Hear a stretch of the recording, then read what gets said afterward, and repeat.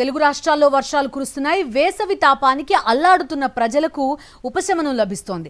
తెలంగాణ, ఏపీలో కొన్ని చోట్ల మోస్తరు వర్షాలు పడ్డాయి. కడప, చిత్తూరు, ప్రకాశం, నెల్లూరు జిల్లాల్లో తేలికపాటి వానలు పడుతున్నాయి. మరో 2 రోజుల పాటు ఉరుములతో కూడిన వానలు ఉండే అవకాశం ఉందని వాతావరణ శాఖ తెలిపింది. కొన్ని చోట్ల పిడుగులు పడే ప్రమాదం ఉందని రైతులు తగిన జాగ్రత్తలు తీసుకోవాలని అధికారులు సూచించారు. విశాఖపట్నం నుంచి జాయిన్ అవుతున్నారు మా కరెస్పాండెంట్ అనిల్. పూర్తి డీటెయిల్స్ అందిస్తారు. అనిల్, చెప్పండి, ఏంటి ఈ కారణం? వేసవిలో భారీ వర్షం కురుస్తోంది, 2-3 రోజులు ఇలాంటి వాతావరణమే ఉంటుందంటున్నారు.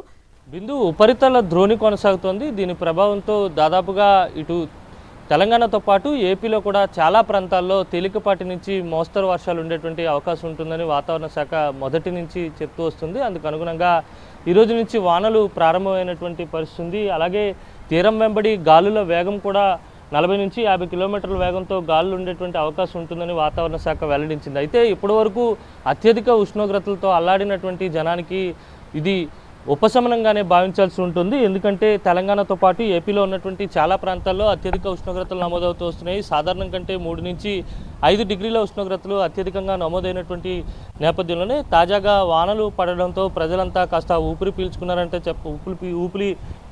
చెప్పాలి. ఎందుకంటే తెల్లవారి 10 గంటలు దాటిన తర్వాత బయటకు రావాలంటేనే జనం బెంబేలెత్తిపోయేటువంటి వాతావరణం కనిపిస్తోంది.